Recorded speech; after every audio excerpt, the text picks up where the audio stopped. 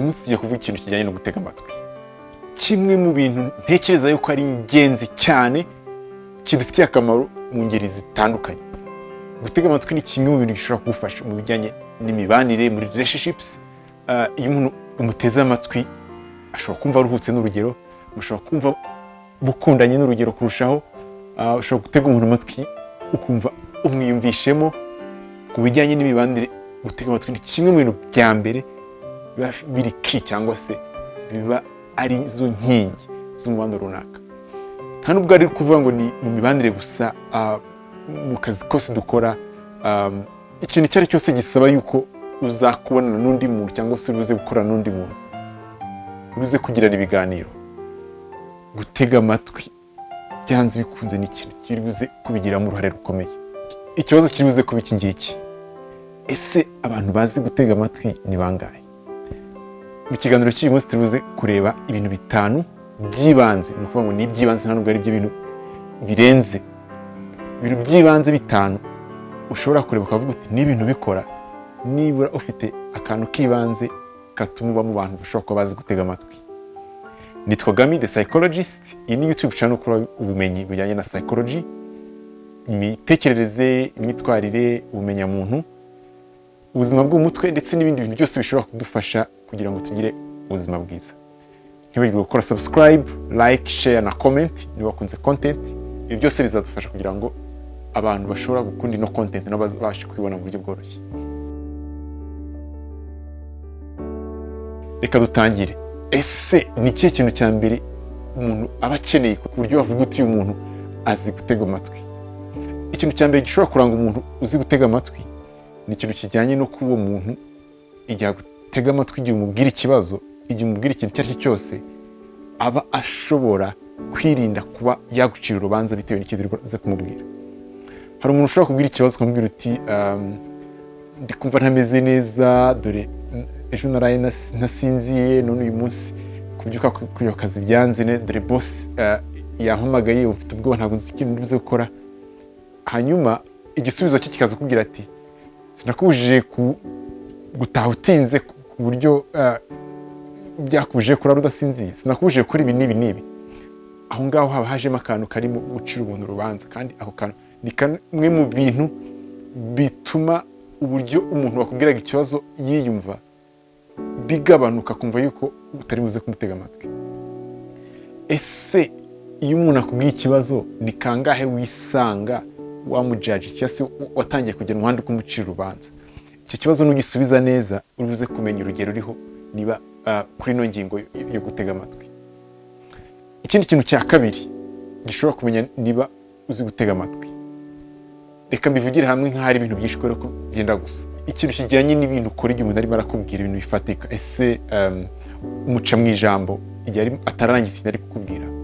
Nubwo hari uburyo bwo guca umuntu mu ijambo mu buryo buri professional bushoboka, ariko muri rusange guca mu ijambo ntabwo ari ikintu kigaragaza umuntu uzi gutega amatwi.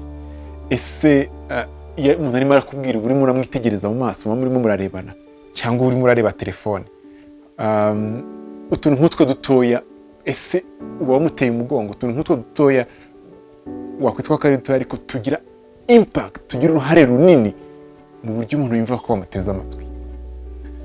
Ikindi kintu cya gatatu umuntu aba agomba kureberaho niba ari umuntu uzi gutega amatwi ni ikintu kijyanye no kumenya ibibazo umubaza ibyo ari byo.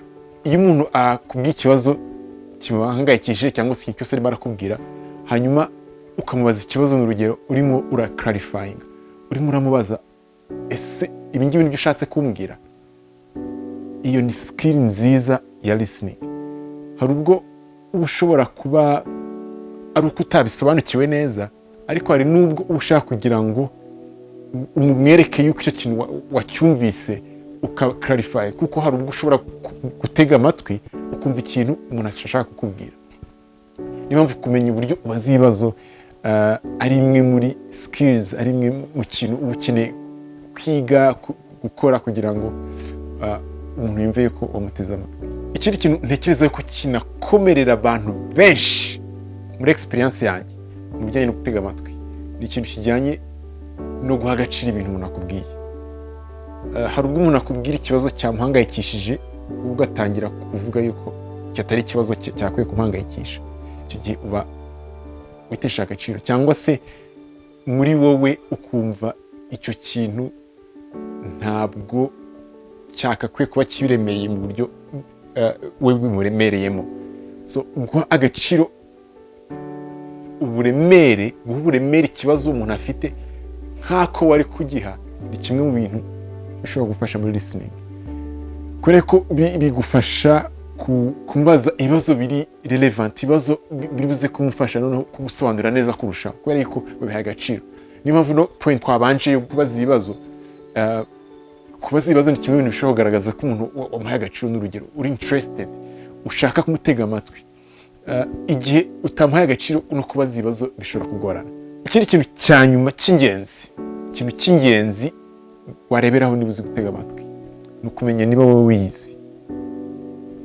Kwimenya, nkunda kubivuga yuko ari kimwe mu bintu byanze bikunze bikenewe, umuntu wese aba akeneye gukora. Uburyo kwimenya bigira uruhare mu gutega amatwi, reka musobanure neza.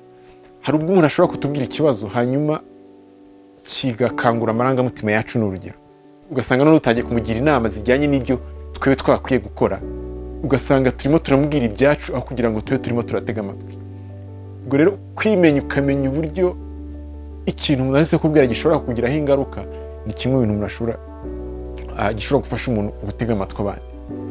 Nta nubwo ari byo gusa, hari ubwo umuntu ashobora kuba muri mood itari nziza, cyangwa se ufite stress. N'urugero, mu bantu babana hari ubwo umuntu ashobora kuba ari mu minsi ya stress, ugasanga arimo aravuga nabi.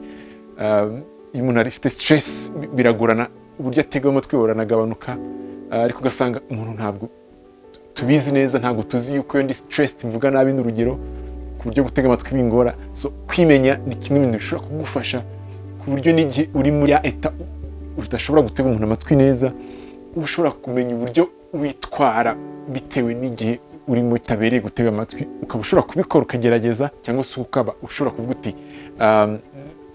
nzatega amatwi ikibazo ufite nyuma y'igihe runaka. Ese urabona ari ibintu bingahe uzi bijyanye no gutega amatwi? Njye nemera yuko nta muntu uba ufite 0 kuri buri kintu, nta n'umuntu uba ufite 100% kuri buri kintu, ahubwo tuba turi hagati na hagati. Intego ari kugira ngo ikintu ubona ufiteho intege nkeya mu bijyanye no gutega amatwi ugenda ukizamura, ugenda aba aricyo wongera ushiramo imbaraga. Ese wemera yuko ibyo bintu ari ingenzi cyane mu bijyanye no gutega amatwi? Ese ubikoresha ku rugero rungana iki?